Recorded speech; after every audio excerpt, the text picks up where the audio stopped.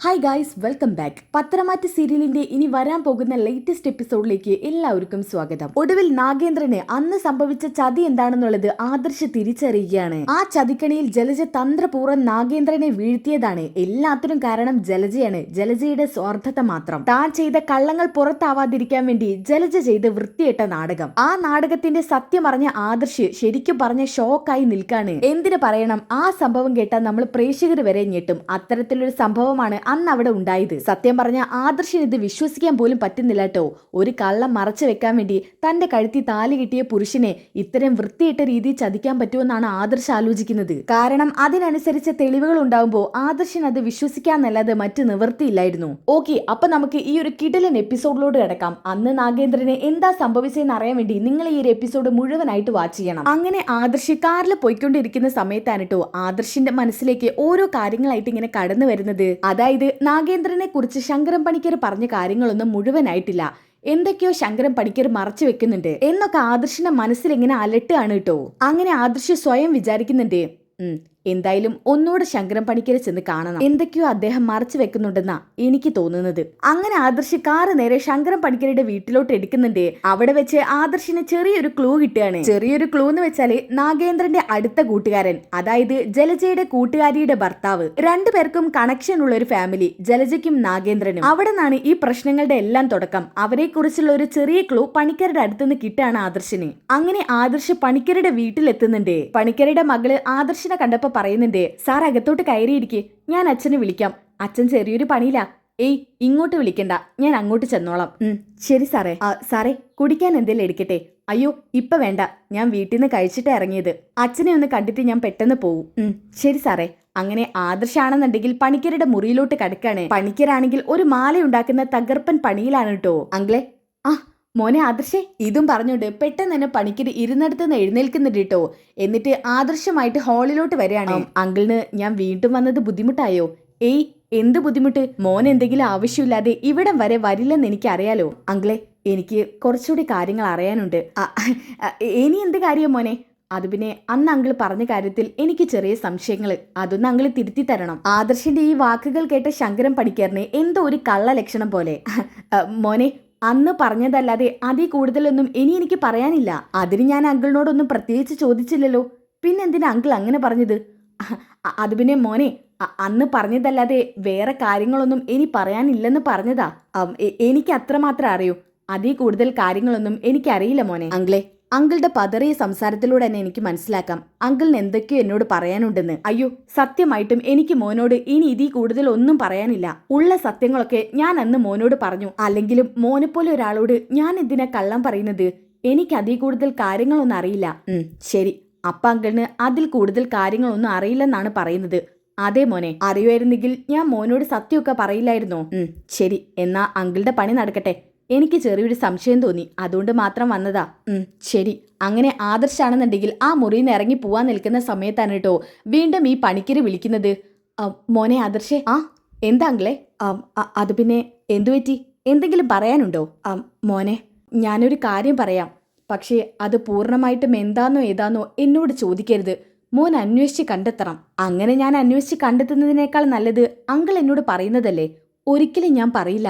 കാരണം അതിന്റെ സത്യാവസ്ഥ എന്താണെന്ന് എനിക്കറിയില്ല. മൂർത്തി സാറ് പറഞ്ഞ കാര്യം മാത്രമേ എനിക്കറിയത്തുള്ളൂ.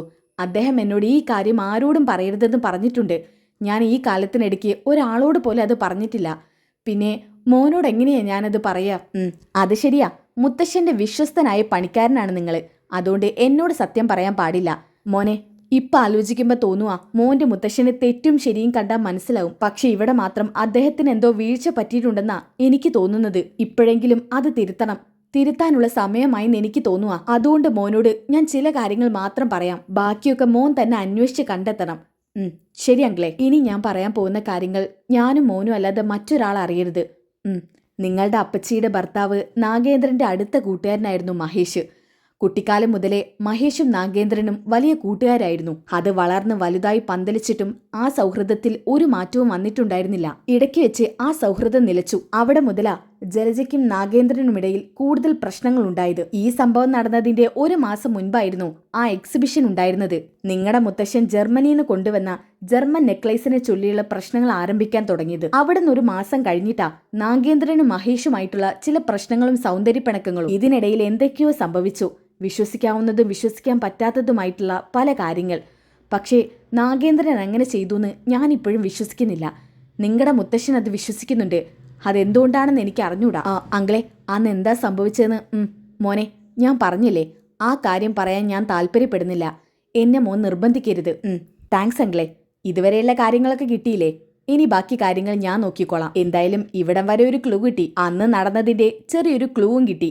അപ്പൊ പിന്നെ ഇനി കണ്ടെത്താൻ എളുപ്പം അങ്കിളെ. മോനെ, മുത്തശ്ശന്റെ ഭാഗത്ത് എന്തെങ്കിലും വീഴ്ച വന്നിട്ടുണ്ടെങ്കിൽ അത് അദ്ദേഹത്തെ പറഞ്ഞ് മനസ്സിലാക്കണം. പിന്നെ ആ ജലജ, അവളുടെ ഭാഗത്താണ് തെറ്റെന്നുണ്ടെങ്കിൽ അവൾക്ക് അർഹിച്ച ശിക്ഷ കൊടുക്കുകയും വേണം. അത് തന്നെ അങ്കിളെ എൻ്റെ ആഗ്രഹം. എന്തായാലും അന്ന് സംഭവിച്ചത് എന്താന്ന് ഞാനൊന്ന് അന്വേഷിച്ച് കണ്ടെത്തട്ടെ. ശരി മോനെ. അങ്കിളെ, എന്നാ ഞാൻ ഇറങ്ങുക.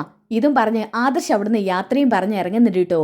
ഓക്കെ, അങ്ങനെ അതൊക്കെ കഴിഞ്ഞിട്ട് കാണിക്കുന്നത് മൂർത്തീസ് ജ്വല്ലറിയിൽ നിന്നും ആദർശ് 5 വർഷം മുമ്പ് റിസൈൻ ഇട്ട് പോയ മഹേഷിന്റെ ഡീറ്റെയിൽസ് എടുക്കാണ്. അങ്ങനെ ആദർശ് കുറെ ഫയലുകളൊക്കെ നോക്കിയിട്ട് മഹേഷിന്റെ ഡീറ്റെയിൽസ് എടുക്കുന്നുണ്ട്. അങ്ങനെ കുറെ ഫയലുകളൊക്കെ എടുത്തു നോക്കിയിട്ട് ആദർശിന് ഡീറ്റെയിൽസ് കിട്ടുകയാണ്. അപ്പൊ അവിടെ ഉണ്ടായിരുന്ന സ്റ്റാഫിനോട് ആദർശ് ചോദിക്കുന്നുണ്ട്, അല്ല, ഈ അഡ്രസ്സിൽ കാണിക്കുന്ന സ്ഥലത്ത് തന്നെയായിരിക്കോ ഇപ്പൊ അവർ താമസിക്കുന്നത്? അതൊന്നും പറയാൻ പറ്റില്ല സാർ. 5 വർഷം മുൻപേയുള്ള ഡീറ്റെയിൽസ് ഇതൊക്കെ. പിന്നെ ഇതിൽ മഹേഷ് സാറിന്റെ നമ്പർ ഉണ്ട്. അതിൽ വിളിച്ചു നോക്കിയാ ഇപ്പൊ എവിടെയെന്ന് അറിയാൻ പറ്റും. അത് വേണ്ട. എന്തായാലും ഞാൻ തന്നെ അന്വേഷിച്ച് കണ്ടെത്തിക്കോളാം. ശരി സാർ. അങ്ങനെ ആദർശ് നേരെ കാറെടുത്ത് ആ അഡ്രസ്സിലുള്ള സ്ഥലത്തോട്ട് പോവാണ്. അങ്ങനെ ഒരുവിധം ആ വീടിന്റെ അടുത്ത സ്ഥലത്ത് എത്തിയപ്പോൾ ആദർശ് കാറ് നിർത്തുന്നുണ്ട് കേട്ടോ. ഇവിടെയാണല്ലോ ലൊക്കേഷൻ കാണിക്കുന്നത്. ഇതിലെവിടെയായിരിക്കും വീട്? എന്തായാലും ഒന്നിറങ്ങി അന്വേഷിച്ച് നോക്കാം. ആളെ അറിയാതിരിക്കില്ലല്ലോ. ഇതും പറഞ്ഞ് ആദർശ് കാർ ഒരു സൈഡിൽ ഒതുക്കിയിട്ട് ഇറങ്ങി അന്വേഷിക്കുന്നുണ്ട് കേട്ടോ. ഒരു ചായക്കടയിലോട്ടാണ് ആദർശ് നേരെ പോകുന്നത്. ചേട്ടാ, എന്താ വേണ്ടത്? ചേട്ടാ, എനിക്കൊന്നും വേണ്ട. ഞാനൊരു അഡ്രസ്സ് അറിയാൻ വേണ്ടി വന്നതാ. ആരുടെ അഡ്രസ്സാ? അത് പിന്നെ മൂർത്തീസ് ജ്വല്ലറിയിൽ മാനേജറായിട്ട് വർക്ക് ചെയ്തുകൊണ്ടിരുന്ന ഒരു മഹേഷ്. 32 വർഷത്തോളം അവിടെ വർക്ക് ചെയ്തിരുന്ന ആളാ. ആഹാ, മഹേഷ് സാറാണോ? അദ്ദേഹത്തിന്റെ വീട് ഇവിടെ അടുത്ത് തന്നെയാ. പക്ഷേ ഇപ്പൊ അവിടെ താമസമൊന്നുമില്ല. പുതിയ വീടെടുത്ത് അവര് ടൗണിലോട്ട് മാറി. കുട്ടികളുടെ പഠിപ്പും കാര്യമൊക്കെ ബുദ്ധിമുട്ടായപ്പോഴാണ് അങ്ങോട്ട് മാറിയത്. മൂത്ത മകള് ഡോക്ടറാവാൻ പഠിക്കുകയല്ലേ. അപ്പോ അവരിപ്പ ഇവിടെ താമസമില്ലല്ലേ? ഇല്ല സാറേ. അല്ല, സാറേ ഇവിടുന്നാ? ഞാൻ മൂർത്തീസ് ജ്വല്ലറിയുടെ MD ആദർശ്. എനിക്കൊന്ന് അദ്ദേഹത്തെ കാണേണ്ട അത്യാവശ്യം ഉണ്ടായിരുന്നു. അയ്യോ, മൂർത്തീസ് ജ്വല്ലറിയുടെ MD ആയിരുന്നോ? എനിക്ക് മനസ്സിലായില്ലേ സാറേ. സാറേ, ഞാനൊരു ഗ്ലാസ് ചായ എടുക്കട്ടെ? അയ്യോ, ഇപ്പൊ വേണ്ട. എനിക്ക് അദ്ദേഹത്തെ കാണേണ്ട ഒരു അത്യാവശ്യം ഉണ്ടായിരുന്നു. ടൗണിൽ എവിടെയാ അദ്ദേഹത്തിന്റെ വീടെന്ന് ചേട്ടൻ അറിയോ? പിന്നെന്താ, അറിയാലോ. ഇരീടെന്ന് പറഞ്ഞ സ്ഥലത്താ. അവിടെ ചെന്ന് അന്വേഷിച്ച സാറിന്റെ വീട് ആരാണെങ്കിലും കാണിച്ചു തരും. അങ്ങനെ ആദർശ് അയാളോട് യാത്ര പറഞ്ഞ് കാറെടുത്ത് നേരെ പോകുന്നത് ഇരീടെന്ന് പറഞ്ഞ സ്ഥലത്തോട്ടാണ്. ഓക്കെ, ഇനി അതൊക്കെ കഴിഞ്ഞിട്ട് കാണിക്കുന്നത് ഇരീടെന്ന് പറഞ്ഞ സ്ഥലം എത്തുന്നതാണ് കേട്ടോ. അയാൾ പറഞ്ഞ സ്ഥലം ഇതാണല്ലോ. ഇവിടെ എവിടെ ചെന്ന് അന്വേഷിക്കും? പെട്ടെന്നാണ് ഒരു ഓട്ടോക്കാരനെ ശ്രദ്ധിക്കുന്നത് ആദർശ്. ആദർശ് അങ്ങനെ മനസ്സിൽ കരുതുന്നുണ്ട്, എന്തായാലും ഇയാളോടൊന്ന് ചോദിക്കാം. അങ്ങനെ ആദർശ് അയാളെ വിളിക്കുന്നുണ്ട് കേട്ടോ. ചേട്ടാ, ചേട്ടാ. എന്താ? അതെ, മൂർത്തീസ് ജ്വല്ലറിയിൽ മാനേജറായിട്ട് വർക്ക് ചെയ്തിരുന്ന മഹേഷിന്റെ വീട് അറിയോ? അറിയാം. ദേ, ഇവിടുന്ന് നേരെ പോയാൽ മതി. നേരെ കാണുന്നതന്നെ അവരുടെ വീടാ. ശരിയേട്ടാ. ഇതും പറഞ്ഞോണ്ട് ആദർശ് നേരെ ആ റോട്ടിൽ കാർ എടുക്കാണ്. അങ്ങനെ നേരെ ചെന്നെത്തുന്നത് വലിയൊരു വീടിന്റെ മുന്നിലാണ്. ആദർശ് കാർ ഒരു സൈഡിൽ ഒതുക്കി ആ വീട്ടിലോട്ട് കയറുന്നുണ്ട്. ആദർശ് അങ്ങനെ കോളിംഗ് ബെൽ അടിക്കുന്നുണ്ട് കേട്ടോ. ഈ ശബ്ദം കേട്ടിട്ട് ഒരു സ്ത്രീയാണ് ഡോറ് തുറക്കുന്നത്. ആരാ? ആന്റി, ഞാൻ ആദർശ്. അനന്തപുരിയിലെ? അതെ. അയ്യോ ആദർശേ, നീ ഒരുപാടങ്ങ് വളർന്നു. കയറുവാ, അകത്തോട്ടിരിക്കുക. ഇതും പറഞ്ഞിട്ട് ഭാര്യ സ്വീകരിച്ചിരുത്തുന്നുണ്ട് കേട്ടോ. എന്നിട്ട് മഹേഷിനെ ചെന്ന് വിളിക്കുന്നുണ്ട്.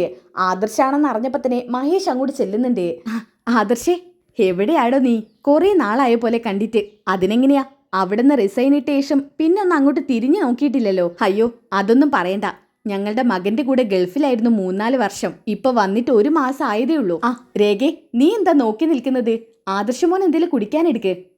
ശരിയേട്ടാ, ഞാൻ എപ്പോഴും രേഖയോട് പറയൂ ആദർശേ, നമുക്ക് അനന്തപുരി വരെ ഒന്ന് പോണെന്ന്. പിന്നെ ഓരോ ബുദ്ധിമുട്ട് കാരണം അങ്ങോട്ട് വരാൻ പറ്റിയില്ല.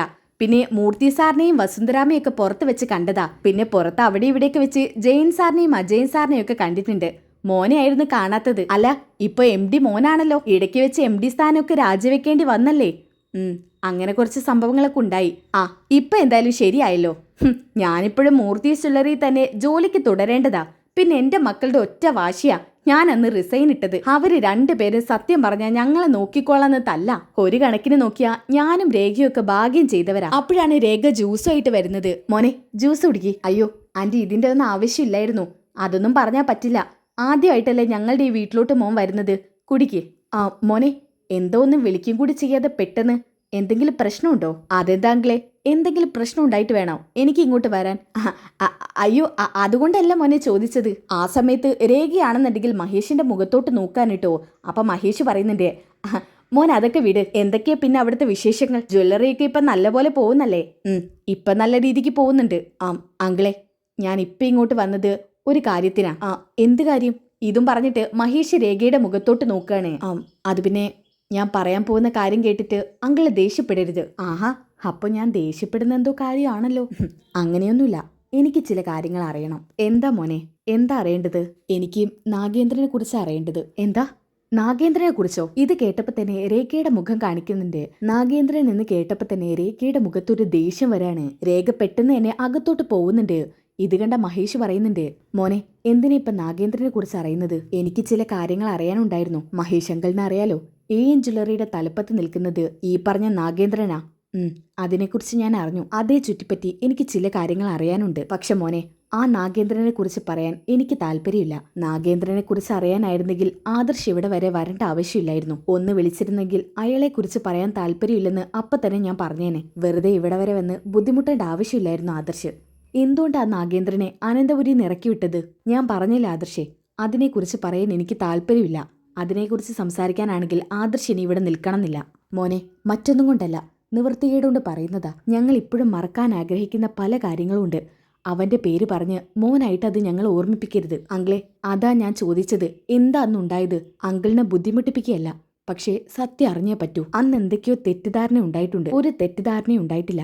അന്ന് നടന്നതൊക്കെ യഥാർത്ഥ സംഭവ. അല്ല, ആദർശ് ഇതൊക്കെ എങ്ങനെ അറിഞ്ഞു? അന്ന് ആദർശ് ചെറുപ്പമായിരുന്നില്ലേ? ഇതൊന്നും അറിയാനുള്ള പക്വത എത്തിയിട്ടില്ല. പിന്നെ എങ്ങനെ അറിഞ്ഞു? 2 or 3 വയസ്സ് കാണും. അതാ ഞാൻ പറഞ്ഞത്, അന്ന് നടന്ന പ്രശ്നങ്ങളിൽ എന്തൊക്കെയോ മിസ്അണ്ടർസ്റ്റാൻഡിംഗ് ഉണ്ടെന്ന്. ഞങ്ങൾ അങ്ങനെ വിശ്വസിക്കുന്നില്ല. ഇനി ഉണ്ടെങ്കിലും ഞങ്ങൾ മറക്കാൻ ശ്രമിക്കുന്ന കാര്യമാണെന്ന് പറഞ്ഞില്ലേ? ആ സമയത്താണ് രേഖ അങ്ങോട്ട് വരുന്നത്. മഹേഷേ, ഒന്ന് വന്നേ. ആന്റി, മോനെ ആദർശ്, ആന്റിക്ക് അതിനെക്കുറിച്ച് ഒന്നും പറയാനില്ല. മഹേഷ് ഒന്ന് വന്നേ. ആന്റി പ്ലീസ്, എനിക്ക് പറയാനുള്ളത് കൂടി നിങ്ങളൊന്ന് കേൾക്കണം. നിങ്ങൾ ഇത്രയും നാൾ ചതിക്കപ്പെടുമായിരുന്നു എന്ന് ഞാൻ പറഞ്ഞാൽ നിങ്ങൾ വിശ്വസിക്കുമോ? ഇത് കേട്ടപ്പോൾ മഹേഷ് ഒന്ന് ഞെട്ടുന്നുണ്ട് കേട്ടോ. നീ എന്തൊക്കെയാ ആദർശി പറയുന്നത്? ഈ സംഭവം നടന്നിട്ട് വർഷങ്ങളായി. എന്തിനാ ഇപ്പം അതിനെക്കുറിച്ച് ഒരു അന്വേഷണം? അത് വേണ്ട. ഞങ്ങൾ ആരും തെറ്റിദ്ധരിക്കപ്പെട്ടിട്ടില്ല. ഞങ്ങൾ വിശ്വസിക്കുന്നത് തന്നെയാണ് സത്യം. ആ നാഗേന്ദ്രനെ കുടിച്ച വെള്ളത്തിൽ വിശ്വസിക്കാൻ പാടില്ലായിരുന്നു. എന്നാൽ ഞാൻ പറയും, നാഗേന്ദ്രൻ ഒരു തെറ്റും ചെയ്തിട്ടില്ലെന്ന്. അങ്കിളിന് അറിയാലോ, എനിക്കിപ്പോൾ അയാളുടെ ഭാഗത്ത് നിൽക്കേണ്ട ഒരു ആവശ്യമില്ല. എന്നാലും ഞാൻ ചില കാര്യങ്ങളൊക്കെ അറിഞ്ഞത് വെച്ചിട്ട് നാഗേന്ദ്രൻ നിരപരാധിയാണെന്ന് എനിക്ക് മനസ്സിലാവുന്നത്. ഒരിക്കലും അല്ല മോനെ, അത് നിന്റെ തെറ്റിദ്ധാരണയാ. അവൻ ചിലപ്പോൾ ആരെക്കൊണ്ടെങ്കിലും നിന്നെ തെറ്റിദ്ധരിപ്പിക്കാൻ നോക്കിയതായിരിക്കും. നീ AM ജ്വല്ലറിയുടെ MD അല്ലേ? എന്നെ ആർക്കും അങ്ങനെ തെറ്റിദ്ധരിപ്പിക്കാൻ പറ്റില്ല. അങ്കിളിനെ എന്നെ അറിയാലോ. ശരി, ആദർശ് എന്താ പറഞ്ഞുകൊണ്ട് വരുന്നത്? ആ പേരും കള്ളന്റെ ഭാഗത്ത് തെറ്റില്ലെന്നാണോ? ചതിയൻ, കളിക്കൂട്ടുകാരനായിരുന്ന, എന്തിനും കൂടെ നിൽക്കുന്ന സുഹൃത്തായി എന്നെ പോലും ചതിച്ചവനവൻ. അങ്കിളെ, ഇതിന്റെയൊക്കെ പിന്നിൽ എന്റെ അപ്പച്ചിയാണോന്ന് എനിക്ക് സംശയം. നീ എന്താ ആദർശേ ഇപ്പൊ അങ്ങനെ ഒരു സംശയം പറയുന്നത്? ഞാൻ പറയാങ്കിലേ, ആദ്യം എനിക്ക് പറയാനുള്ളത് കേൾക്കണം നിങ്ങൾ. ഇതും പറഞ്ഞുകൊണ്ട് ആ പണിക്കര് പറഞ്ഞ കാര്യങ്ങളൊക്കെ തന്നെ അവരോട് പറയാനിട്ടോ ആദർശ്. ഇതൊക്കെ കേട്ടപ്പോ മഹേഷ് പറയുന്നുണ്ട്, അപ്പോ അതായിരുന്നോ സത്യം? ജലജയായിരുന്നോ ആ ജർമ്മൻ ഗോൾഡ് മാറ്റിവെച്ചത്? അതെ, അത് അപ്പച്ചിയുടെ കുബുദ്ധിയായിരുന്നു. അപ്പച്ചിയെ രക്ഷിക്കാൻ വേണ്ടി മാത്രം നാഗേന്ദ്രൻ ചെയ്ത സാഹസം അത് കുറച്ച് വലുതായിപ്പോയി. അയ്യോ, എന്നാൽ ഞങ്ങളറിഞ്ഞ സത്യമൊന്നും ഇതല്ലായിരുന്നു. നാഗേന്ദ്രന്റെ സ്വാർത്ഥത കാരണം തൽക്കാലം ഭാര്യയുടെ കയ്യിൽ മാല സൂക്ഷിക്കാൻ കൊടുത്തു എന്നാ പറഞ്ഞത്. ഇതൊക്കെ ആര് പറഞ്ഞു? ജലജ രേഖയോട് പറഞ്ഞതാ. രേഖയുടെ അടുത്ത സുഹൃത്താ ജലജ. പിന്നീട് ഓരോ പ്രശ്നങ്ങൾ ഉണ്ടായപ്പോഴാ ജലജ രേഖയെ വിളിക്കാതെയും മിണ്ടാതെയൊക്കെ ആയത്. എന്നാൽ ഇതിന്റെ സത്യാവസ്ഥയൊന്നും ഞങ്ങൾക്കറിയില്ലായിരുന്നു ആദർശേ. അങ്കിളെ, ഇനിയും ഈ പ്രശ്നത്തെക്കുറിച്ച് നിങ്ങൾ പറയാതിരിക്കരുത്. മുത്തശ്ശനോട് ചോദിച്ചു കഴിഞ്ഞാൽ എന്റെ സ്ഥാനം അനന്തപുരിക്ക് പുറത്തായിരിക്കും. അതുകൊണ്ടാ ഇത്രയും കഷ്ടപ്പെട്ട് നിങ്ങൾ അന്വേഷിച്ച് ഞാൻ ഇവിടെ എത്തിയത്. അതിലൂടെ തന്നെ അങ്കിളിനെ മനസ്സിലാക്കിക്കൂടെ നിങ്ങൾക്ക് എവിടെയോ ചതി പറ്റിയിട്ടുണ്ടെന്ന്? ഞാൻ മനസ്സിലാക്കിയെടുത്തോളം അറിയാൻ പറ്റിയത് എനിക്ക് ആ കാര്യമാ. നാഗേന്ദ്രൻ നല്ലൊരാളാണെന്നാ എനിക്ക് മനസ്സിലായത്. അതിനെക്കുറിച്ചൊന്നും ഞങ്ങൾക്കറിഞ്ഞൂടാ. അന്ന് നടന്ന സംഭവം അതെന്നെയും രേഖയും വല്ലാതെ വിഷമിപ്പിച്ചു. പിന്നീട് അത്തരം സംഭവങ്ങൾ ഉണ്ടാകാതിരിക്കാൻ രേഖയെ ഞാൻ ഓഫീസിലോട്ട് വിട്ടിട്ടില്ല. അതിനുശേഷം രേഖ ഒരു ജോലിക്കും പോയിട്ടില്ല. ഈ വീട്ടിൽ തന്നെയാ. അങ്കിളെ, അതിന് മാത്രം എന്താ അന്ന് സംഭവിച്ചത്? അത് പിന്നെ മോനെ, പറയുന്നതിൽ എനിക്ക് വലിയ ബുദ്ധിമുട്ടുണ്ട്. ഞങ്ങൾ മറക്കാൻ ആഗ്രഹിച്ച കാര്യങ്ങളാ. എൻ്റെ ഭാര്യയ്ക്ക് ബുദ്ധിമുട്ടുണ്ടാക്കുന്ന കാര്യം ഇതൊക്കെ. അതുകൊണ്ട് എനിക്കൊന്ന് അവളോട് ചോദിക്കണം. ശരി, അങ്കിള് ചോദിച്ചിട്ട് ആൻറ്റിക്ക് സമ്മതമാണെങ്കിൽ മാത്രം പറഞ്ഞാൽ മതി. ശരി മോനെ, മോനെ ഇവിടെ ഇരിക്കുക. ഇതും പറഞ്ഞുകൊണ്ട് അയാളാണെന്നുണ്ടെങ്കിൽ നേരെ രേഖയുടെ അടുത്തോട്ട് ചെല്ലാണ് കേട്ടോ. രേഖയാണെങ്കിൽ വിഷമിച്ചുകൊണ്ട് കരഞ്ഞൊരു ഭാഗത്ത് നിൽക്കുന്നുണ്ട്. അയ്യേ രേഖേ, നീ എന്താ ഇങ്ങനെ കൊച്ചു പിള്ളേരെ പോലെ? ദേ, അന്ന് നടന്ന സംഭവമൊക്കെ വെറും തെറ്റിദ്ധാരണയായിരുന്നു എന്നാ ആദർശ് പറയുന്നത്. വെറുമൊരു തെറ്റിദ്ധാരണയാണെന്ന് നമുക്കറിയാലോ. പക്ഷേ മറ്റുള്ളവരെ നിന്റെ ചരിത്രത്തെ ചോദ്യം ചെയ്യുമായിരുന്നു. അതിന്റെ സത്യാവസ്ഥ തെളിയിക്കാനാ ഇപ്പൊ ആദർശ് വന്നിരിക്കുന്നത്. ആദർശ് നല്ലവനാ. എന്തിനാ നമ്മൾ അത്രയും കാലം മുന്നത്തെ കുറ്റബോധം ഉള്ളിലിട്ട് ഇങ്ങനെ നീറി കഴിയുന്നത്? അതിനേക്കാൾ ഭേദം മൂർത്തി സാറൊക്കെ സത്യം അറിയുന്നതാ. മൂർത്തി സാറും വസുന്ധരാമയും നിന്നെ കാണാൻ പോലും കൂട്ടാക്കിയിട്ടില്ല. അവർക്ക് രണ്ടുപേർക്കും ഇപ്പോഴും നിന്നോട് വെറുപ്പാ.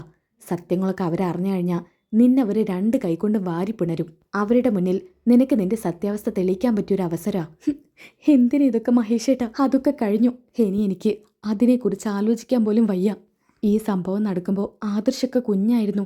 അവനിപ്പോൾ സത്യമൊക്കെ അറിഞ്ഞിട്ടുണ്ടെങ്കിൽ പിന്നെ എന്തായിരിക്കും അവസ്ഥ? അതാ ഞാൻ പറഞ്ഞത്, സത്യം എല്ലാവരും അറിയണം. അറിഞ്ഞേ പറ്റൂ. ദേ, നിന്റെ കണ്ണുനീരൊക്കൊന്ന് തുടച്ചേ. നിന്റെ കണ്ണുനീരിന് ഒരവസാനം ഉണ്ടാവാൻ പോവുക. ആദർശിനോട് ഞാൻ അന്ന് നടന്ന സംഭവങ്ങളൊക്കെ പറയാൻ വേണ്ടി പോവുക. മഹേഷേട്ടാ, ഇതൊക്കെ അബദ്ധമാവില്ലേ? ഒരബദ്ധവും ആവില്ല. ആദർശ് നല്ലവനാ. അവനെക്കൊണ്ട് സത്യം തെളിയിക്കാൻ പറ്റിയാലോ ഒരുപക്ഷെ നിന്റെ നന്മ എല്ലാവരും തിരിച്ചറിയില്ലേ? ഞാൻ അവനോട് സത്യം പറയാൻ പോവാ. നീ അതിന് സമ്മതിക്കണം. അങ്ങനെ കുറേ നേരം മഹേഷ് രേഖയോട് ചോദിച്ച ശേഷം രേഖ അവസാനം സമ്മതം മൂളുന്നുണ്ട് കേട്ടോ. അങ്ങനെ മഹേഷ് നേരെ ആദർശിൻ്റെ അടുത്തോട്ട് പോവാണ്. ആദർശേ, രേഖ ഒരുവിധം സമ്മതം മൂളിയിട്ടുണ്ട്. ഇനി പറ, നിനക്ക് എന്താ അറിയേണ്ടത്? അത് പിന്നെ അന്ന് നടന്ന സംഭവം എന്തുകൊണ്ടാണ് നിങ്ങൾ തമ്മിൽ ഇത്രയും പ്രശ്നത്തോടെ പിരിയാൻ കാരണമായത്? ചെറുപ്പം മുതലേ നാഗേന്ദ്രനും മഹേഷങ്കളും വലിയ കൂട്ടുകാരായിരുന്നു. പിന്നെ എന്താ നിങ്ങളുടെ ഇടയിലുണ്ടായത്? വലിയൊരു വിടവ്. മൂർത്തീസ് ജ്വല്ലറി ജോലി ചെയ്യുന്ന സമയത്തൊക്കെ അവരെൻ്റെ കൂട്ടുകാരൻ മാത്രമായിരുന്നില്ല. എനിക്ക് എൻ്റെ സ്വന്തം അനിയനെപ്പോലെയായിരുന്നു. സത്യം പറഞ്ഞാൽ ഞങ്ങൾ അത്രത്തോളം അടുപ്പത്തിലായിരുന്നു. ഇടയ്ക്ക് വെച്ച് ഞങ്ങളുടെ ഇടയിൽ ഒരു വിള്ളൽ വന്നു. രേഖയും നാഗേന്ദ്രനും ഒക്കെ വലിയ കൂട്ടാ.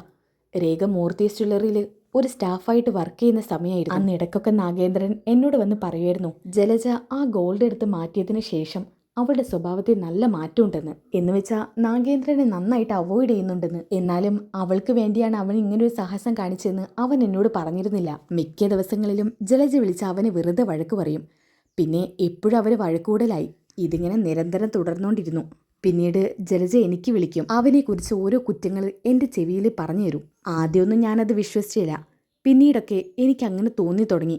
അങ്കിളെ, എന്തായിരുന്നു ആ സംഭവം? അതായത് ഞാൻ നേരത്തെ പറഞ്ഞല്ലോ, നാഗേന്ദ്രൻ രേഖയെ സഹായിക്കാറുണ്ടായിരുന്നു എന്ന്. ഓഫീസ് കാര്യങ്ങളിലാണെങ്കിലും ഞാൻ പുറത്തു വന്ന സമയത്ത് എൻ്റെ ഭാര്യയ്ക്ക് എന്തേ ഹെൽപ്പ് വേണമെങ്കിലും അതൊക്കെ അവൻ ചെയ്തു കൊടുക്കുമായിരുന്നു. പക്ഷേ ഒരു ദിവസം ഏതോ ഒരു അൺനോൺ നമ്പറിൽ നിന്ന് എൻ്റെ ഫോണിലോട്ട് എൻ്റെ ഭാര്യയുടേതും അവൻ്റെതുമായിട്ടുള്ള അശ്ലീല ചിത്രങ്ങൾ വന്നു. അന്ന് ഞാൻ ഡൽഹിയിലായിരുന്നു. വല്ലാത്തൊരു മാനസികാവസ്ഥയിലായിരുന്നു ഞാൻ. അവിടുന്ന് ഒരാഴ്ച കഴിഞ്ഞപ്പോൾ ഞാൻ നാട്ടിലെത്തി. ഇതിനെക്കുറിച്ച് രേഖയോട് തിരക്കി. രേഖ അന്ന് എന്നോട് എല്ലാ കാര്യങ്ങളും പറഞ്ഞു. അപ്പോൾ പിന്നെ ഈ ഫോട്ടോ ആരോ മോർഫ് ചെയ്തതാണെന്ന് എനിക്ക് ഉറപ്പായി. എനിക്കെൻ്റെ രേഖയെ വിശ്വാസമാണ്. അവൾ ഒരിക്കലും എന്നോട് വിശ്വാസവഞ്ചന കാണിക്കില്ല. പിന്നീട് അവിടുന്ന് അങ്ങോട്ട് നാഗേന്ദ്രൻ്റെയും ജലജയുടെയും ഇടയിൽ ഓരോരോ പ്രശ്നങ്ങളായി. എന്നും അവർ അടിയും വഴക്കുക.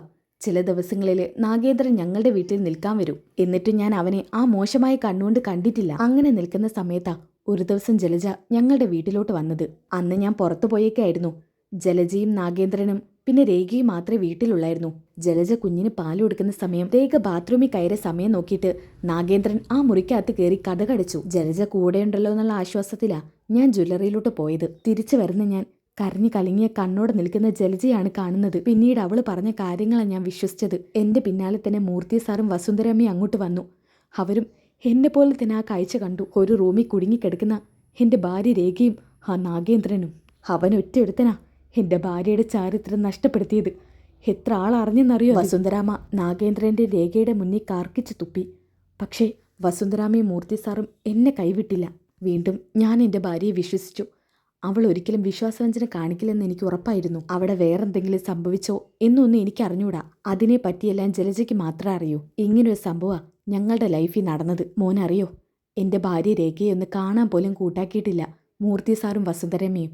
അവർക്ക് അത്രത്തോളം വെറുപ്പാ രേഖയോട്. അങ്ങനെയുള്ളപ്പോൾ മോൻ ചോദിച്ച പോലെ ഞാൻ എങ്ങനെ ഇവളുമായിട്ട് നിങ്ങളുടെ വീട്ടിലോട്ട് വരുന്നത്? ഇനി മോൻ പറ, ഇതിലെന്തെങ്കിലും തെറ്റ് മോന് തോന്നുന്നുണ്ടോ? ഇവിടെ നാഗേന്ദ്രനെ നല്ലവനാക്കാൻ പറ്റുമോ? എൻ്റെ കൂടെ കുഞ്ഞുനാൾ മുതലേ വളർന്നവനവൻ. ആ ഫോട്ടോ കണ്ടിട്ടും ഞാൻ അവനെ വിമർശിച്ചിട്ടില്ല. ആരോ എന്നെ മനഃപൂർവ്വം തെറ്റിദ്ധരിപ്പിക്കാൻ ചെയ്തതാണെന്നാണ് കരുതിയത്. പക്ഷേ രണ്ടാമത്തെ ഈ ഒരു സംഭവം ഉണ്ടായപ്പോൾ ഞാൻ അവനെ പാടെ വെറുത്തു. മോനെ, ഇവരുടെ നിരപരാധിത്വം തെളിയിക്കാൻ നിന്നെക്കൊണ്ട് സാധിക്കുമോ? പിന്നൊരു കാര്യം, അന്ന് നാഗേന്ദ്രൻ രേഖയൊന്നും ചെയ്തിട്ടുണ്ടായിരുന്നില്ല. അവൻ ഡോർ ആരോ പുറത്തുനിന്ന് അടിച്ചതുപോലെ ആർത്ത് വിളിക്കായിരുന്നു. പക്ഷേ അതിലൊക്കെ എത്രത്തോളം സത്യമുണ്ടെന്ന് എനിക്ക് അറിഞ്ഞൂടാ. ഒക്കെ അവൻ്റെ നാടകമാണെങ്കിലേ. അതിനുശേഷം നാഗേന്ദ്രൻ ഇങ്ങോട്ട് വന്നിട്ടില്ലേ? ഒരുപാട് തവണ എന്നെ കാണാൻ ശ്രമിച്ചു, രേഖയെ കാണാൻ ശ്രമിച്ചു. ഒരു ദിവസം അവനെ കണ്ട് ഞാൻ നല്ലത് കൊടുത്ത്, എന്നിട്ട് താക്കീത് കൊടുത്താ വിട്ടത്. ഇനി എൻ്റെ ഭാര്യയുടെ കൺമുമ്പിൽ കണ്ടുപോരുതെന്ന് പറഞ്ഞു. അതിനുശേഷം അവൻ എൻ്റെ ഭാര്യയുടെ മുൻപിൽ പോലും വന്നിട്ടില്ല. മോനെ, ഈ ജലജയുടെ അടുത്ത കൂട്ടുകാരിയാ, ജലജയുടെ മനസാക്ഷി സൂക്ഷിപ്പുകാരി. അവളോട് ചിലപ്പോൾ ചോദിച്ചാൽ എല്ലാം പറയാൻ മതിയായിരിക്കും. ആദ്യമൊക്കെ ജലജയെ പോലെ തന്നെ ഒരുമാതിരി സ്വഭാവമായിരുന്നു. പക്ഷെ ഇപ്പം അടുത്ത് ഞാൻ കണ്ടിരുന്നു, ഒരുപാട് മാറിയിരിക്കുന്നു. ചെയ്തതിൻ്റെയൊക്കെ കുറ്റബോധമുണ്ട്. രേഖയെ കണ്ട് എന്തിനൊക്കെയോ മാപ്പ് ചോദിച്ചു. എന്തായാലും മോനൊന്ന് അവിടെ ചെന്ന് ചോദിച്ചു നോക്ക്. ചിലപ്പോൾ അവിടെ നിന്ന് എന്തെങ്കിലും സത്യങ്ങൾ അറിയാൻ പറ്റിയാലോ. ഇപ്പം ജലജയുമായിട്ട് കണക്ഷനില്ലെന്ന് അറിയാൻ പറ്റിയത് അത് മറ്റൊന്നും കൊണ്ടല്ല, ജലജയുടെ നീചമായ ഓരോ പ്രവർത്തികൾക്ക് കൂട്ടുന്നതുകൊണ്ടാ. ഒരു നല്ല ചതി പ്രീതിക്ക് ജലജയുടെ അടുത്തുനിന്ന് കിട്ടി. അത് കിട്ടിയതോടുകൂടി അവൾ ഇവളുമായിട്ടുള്ള കണക്ഷൻ വിട്ടേക്കുക. അങ്കിളെ, ഈ പ്രീതി ആൻറ്റി എവിടെ ഇപ്പം താമസിക്കുന്നത്? അതിവിടെ അടുത്താ. ഞാൻ വേണമെങ്കിൽ ലൊക്കേഷൻ ഷെയർ ചെയ്യാം, അല്ലെങ്കിൽ ഇവിടുത്തെ ജോലിക്കാരൻ കൊണ്ടാക്കും. അവനറിയാം വീട്. ശരി അങ്കിളെ. അങ്ങനെ ആദർശ് അവരോട് എല്ലാവരോടും യാത്ര ചോദിച്ച് ആ വീട്ടിൽ നിന്ന് ഇറങ്ങാൻ കേട്ടോ. ആ ജോലിക്കാരനെ കൂടി കാറി കയറുന്നുണ്ട്. അങ്ങനെ ഇവർ പ്രീതിയുടെ വീട്ടിലോട്ടാണ് പോകുന്നത്. കുറച്ച് മുമ്പോട്ട് പോയപ്പോൾ തന്നെ ആ ജോലിക്കാരൻ പറയുന്നുണ്ട്, സാറേ ഇത് തന്നെ വീട്. ഏത്? ഇതോ? ഈ വീട്. ഇവിടെ എന്താ ആൾതാമസമൊന്നുമില്ലേ? സാറേ, അതൊരു പ്രത്യേക സ്ത്രീയാ. ഭർത്താവ് മക്കളൊക്കെ ഉപേക്ഷിച്ച് പോയതാ. ആർക്കെങ്കിലും ആ സ്ത്രീയെ വേണോ? അമ്മാതിരി സ്വഭാവമല്ലേ. അപ്പോൾ അത്ര നല്ല സ്വഭാവക്കാരിയല്ലല്ലേ? ഇപ്പൊ വലിയ തരക്കേടില്ല. ആദ്യമൊന്നും അങ്ങനെയല്ലായിരുന്നു. സാറ് ചെന്നോക്ക്.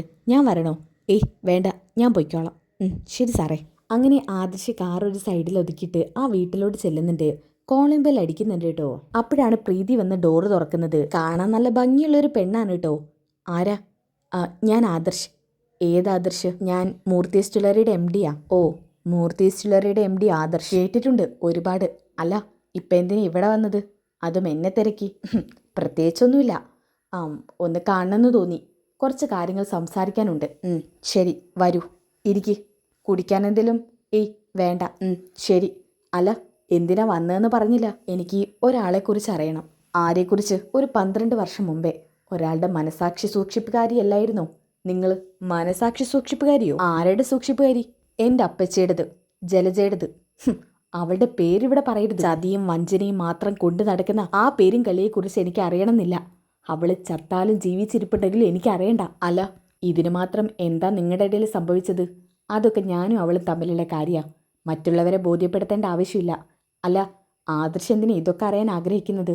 ഇത് 12 വർഷം മുമ്പ് നടന്ന കാര്യങ്ങളല്ലേ ആൻറ്റി. ഞാനിപ്പോൾ മഹേഷ് അങ്കിളുടെ വീട്ടിൽ നിന്നാണ് വരുന്നത്. മഹേഷ് അങ്കിളുടെ ഭാര്യയ്ക്ക് അന്നുണ്ടായ ഇൻസിഡൻറ്റ്, അതിനെക്കുറിച്ച് എനിക്ക് അറിയണം. അതിനെക്കുറിച്ച് അറിയണമെങ്കിൽ അവരോട് ചോദിക്കണം. അതൊക്കെ എന്നോട് ചോദിച്ചിട്ട് എന്താ കാര്യം? ഞാൻ നേരത്തെ പറഞ്ഞല്ലോ, അപ്പച്ചി എന്ത് ചെയ്താലും നിങ്ങൾ അത് അറിയാതിരിക്കും. കാരണം അന്ന് അപ്പച്ചി എന്ത് ചെയ്യുകയാണെങ്കിലും നിങ്ങളുടെ കൂടി ഹെൽപ്പ് തേടിയിരുന്നു.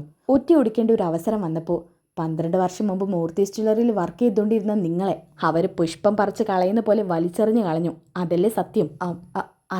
അതെ, കൂടെ നിൽക്കാന്ന് പറഞ്ഞ് വാഗ്ദാനം നൽകിയിട്ട് അപ്പച്ചി നിങ്ങളെ ചതിച്ചു അല്ലേ? നാഗേന്ദ്രനുണ്ടായ അതേ അവസ്ഥ.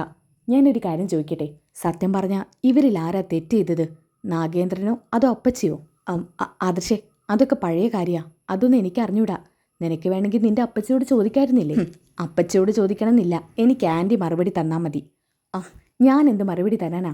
എനിക്കതിനെക്കുറിച്ചൊന്നും അറിയില്ല ആൻറ്റി പറഞ്ഞാൽ പറ്റൂ. ആൻറ്റിക്ക് എല്ലാ കാര്യങ്ങളും അറിയാം. എന്നോട് മഹേഷ് അങ്കിൾ പറഞ്ഞു ആൻറ്റിക്കറിയാത്ത ഒരു രഹസ്യം അപ്പച്ചിക്കുണ്ടായിരിക്കില്ല എന്ന്. ആൻറ്റി ഇപ്പം മനസ്സമാധാനത്തോടെ എല്ലാവരോടും മാപ്പ് പറഞ്ഞ് സന്തോഷത്തോടെ ജീവിക്കല്ലേ? എൻ്റെ മുത്തശ്ശനും മുത്തശ്ശിക്ക് എന്തിനോ വേണ്ടി ആ പാവൻ രേഖേന്റിയെ വെറുക്കുക. അതിനെ നിരപരാധിത്വം തെളിയിക്കണം. ഇതുവരെ ചെയ്തുകൂട്ടിയതിന് ഒരു പ്രായശ്ചിത്താവില്ല അത്. അതുകൊണ്ട് സത്യം എന്താണെന്നും അന്ന് നടന്നത് എന്താണെന്നും എന്നോട് തുറന്നു പറഞ്ഞൂടെ? മോനെ പറയാൻറ്റി. അപ്പച്ചി എന്തെങ്കിലും തെറ്റ് ചെയ്തിട്ടുണ്ടെങ്കിൽ അപ്പച്ചി ഒരു പാഠം പഠിപ്പിക്കണം. നിന്റെ അപ്പച്ചി തന്നെയാ തെറ്റ് മുഴുവൻ ചെയ്തിരിക്കുന്നത്. അവളൊരു പേരും കള്ളിയാ, സ്വാർത്ഥയാ. അവളുടെ സ്വന്തം കാര്യങ്ങൾക്ക് വേണ്ടി മാത്രം അവൾ ചുറ്റിലുള്ളവരെ ദുർവിനിയോഗം ചെയ്യും. എന്നിട്ട് ചവറ്റുകുട്ടയിലോട്ട് വലിച്ചെറിയും. സ്വന്തം ഭർത്താവിൻ്റെ കാര്യത്തിലും അങ്ങനെ തന്നെയാ. നാഗേന്ദ്രനെ വിവാഹം കഴിച്ചതിന് ശേഷം അവൾക്ക് എത്ര അവിഹിതം ഉണ്ടായിട്ടുണ്ടെന്ന് അറിയൂ? എന്നാൽ അവൾ ചെയ്ത കാര്യം തന്നെ അവൾ നാഗേന്ദ്രനെ തലയിൽ കെട്ടിവെച്ചു. എന്ന് വെച്ചാൽ അവളുടെ സ്വഭാവം തന്നെ അവൾ ആയുധമാക്കിയെടുത്തു. ആൻറ്റി, അന്ന് റൂമിൽ വെച്ച് എന്താ ഉണ്ടായത്? അന്ന് രേഖ ബാത്റൂമിൽ കയറിയ സമയത്ത് തക്കം നോക്കി രേഖ നാഗേന്ദ്രനെ റൂമിനകത്തോട്ട് കയറ്റുമായിരുന്നു. എന്നിട്ട് പെട്ടെന്ന് പുറത്തിറങ്ങി ഡോറ് പുറത്തുനിന്ന് അടച്ചു. അന്നൊക്കെ ഞാനും ഇതിനൊക്കെ അവളെ കൂടെ കൂട്ടുനിന്നു. അവൾ ചെയ്ത കള്ളം മറച്ചു വെക്കാനായിരുന്നു ഇതൊക്കെ. ആ നെക്ലേസ് എടുത്തില്ലേ, ജർമ്മൻ നെക്ലേസ്, ആ നെക്ലേസിനെ ചൊല്ലിയാ അവൾ എങ്ങനെയെങ്കിലും നാഗേന്ദ്രനെ ജീവിതത്തിൽ നിന്ന് ഒഴിവാക്കണം ആഗ്രഹിച്ചത്. അതുപോലെ അവൾ ചീപ്പായ കളി കളിച്ച്, ചീപ്പായ നാടകം കളിച്ച് നാഗേന്ദ്രനെ അവിടെ നിന്ന് ഇറക്കി വിട്ടു. അന്ന് അവൾ കാരണ നാഗേന്ദ്രൻ രേഖയുടെ മുന്നിൽ തല കുനിക്കേണ്ടി വന്നത്, മൂർത്തി സാറുടെയും വസുന്ധരാമയുടെയും മുന്നിൽ തല കുനിക്കേണ്ടി വന്നത്. അവളാണ് എല്ലാത്തിനും കാരണം. ആൻറ്റി, ഈ കാര്യം ക്ലിയറായി. പക്ഷേ ആ ഫോട്ടോയുടെ കാര്യം ക്ലിയർ ആയില്ല. ഫോട്ടോയുടെ കാര്യം അവൾ മോർഫ് ചെയ്തതാ. പല സമയങ്ങളിലായി നാഗേന്ദ്രനും രേഖയും സംസാരിക്കുന്ന സമയത്ത് ആ ചിത്രങ്ങളൊക്കെ പകർത്തി. എന്നിട്ട് എൻ്റെ സഹായത്തോടു കൂടി ഫോട്ടോഷോപ്പിൽ പോയി എൻ്റെ ഫ്രണ്ടിൻ്റെ സഹായത്തോടു കൂടിയാ മോർഫ് ചെയ്ത് ഫോട്ടോസൊക്കെ അങ്ങനെയാക്കിയത്. എന്നിട്ട് ആ ഫോട്ടോ മനഃപൂർവ്വം മഹേഷിന് അയച്ചു കൊടുത്തു. അത് എടുത്തു വയ്ക്കുകയും ചെയ്തു. ഒരവസരം വന്നപ്പോൾ ആ ഫോട്ടോയും കൂടി മൂർത്തി മുത്തശ്ശനും വസുന്ധരാമയ്ക്ക് അവൾ കാണിച്ചു കൊടുത്തു. പിന്നീട് നാഗേന്ദ്രനെ അവിടെ നിൽക്കാൻ പറ്റൂ? അവിടെ നിന്ന് അടിച്ച് പുറത്താക്കിയവർ. സത്യത്തിൽ പറഞ്ഞ ജലജയായിട്ട് നാണം കെട്ട കളികളായിരുന്നു ഇതൊക്കെ. ആൻറ്റി, അപ്പം എനിക്ക് കിട്ടേണ്ടത് കിട്ടി. ഇനി അപ്പച്ചിയുടെ കാര്യത്തിൽ ഞാനൊരു തീരുമാനം ഉണ്ടാക്കും. അനന്തപുരിയുടെ പുറത്തായിരിക്കും ഇനി അപ്പച്ചിയുടെ സ്ഥാനം. നല്ലൊരു വ്യക്തിയെ പകയും വാശിയുമാക്കി മാറ്റിയത് അവരൊറ്റൊരുത്തി കാരണമാണ്. എന്തായാലും അവരെ ഞാനൊരു പാഠം പഠിപ്പിക്കും. ആൻറ്റി, ഇപ്പം ഞാനിവിടെ നിറങ്ങുക. എന്നെക്കൊണ്ട് ചെയ്യാൻ പറ്റാവുന്നതൊക്കെ ചെയ്ത് ഞാൻ തിരിച്ചു വരും. രേഖാൻറ്റിയുടെ നിരപരാധിത്വം തെളിയിക്കും. നാഗേന്ദ്രൻ ഞങ്ങളെ വീട്ടിലോട്ട് കയറ്റും. അപ്പച്ചി അടിച്ച് വെളിയിൽ കളയും. എന്തായാലും ഞാൻ വീണ്ടും വരും ഇങ്ങോട്ട്. ഇതും പറഞ്ഞ് സത്യങ്ങളൊക്കെ എല്ലാം അറിഞ്ഞ് ആദർശ് യാത്രയും പറഞ്ഞ് അവിടെ നിന്ന് പോവാണ്. പ്രീതിയാണെങ്കിൽ ആദർശിനെ നോക്കി നിൽക്കുന്നുണ്ട്. ഓക്കെ, അതോടുകൂടിയിട്ട് ഈ ഒരു എപ്പിസോഡ് അവസാനിക്കാൻ കേട്ടോ. ഇനി സത്യങ്ങളൊക്കെ എല്ലാവരും അറിയുന്ന ആ ഒരു കിടിലൻ എപ്പിസോഡ് വരാനിരിക്കുന്നുണ്ട്. ആ എപ്പിസോഡ് ഉടൻ തന്നെ അപ്ലോഡ് ചെയ്യും. അപ്പോൾ ആ എപ്പിസോഡ് കിട്ടാൻ വേണ്ടി നിങ്ങൾ നെക്സ്റ്റ് എപ്പിസോഡിൽ നിന്ന് കമൻറ്റ് ചെയ്യുക. നെക്സ്റ്റ് എപ്പിസോഡിൽ നിന്ന് കമൻറ്റ് ചെയ്ത് അടുത്ത എപ്പിസോഡ് ഉടനടി അപ്ലോഡ് ചെയ്യുന്നതായിരിക്കും. അപ്പോൾ ഈ വീഡിയോ ഇഷ്ടപ്പെട്ടാൽ ലൈക്ക് ചെയ്യാനും സബ്സ്ക്രൈബ് ചെയ്യാനും കമൻറ്റ് ചെയ്യാനും മറക്കണ്ട. അപ്പോൾ അടുത്ത വീഡിയോയിൽ കാണുന്നവരേക്കും എല്ലാവർക്കും ബൈ ഗൈസ്.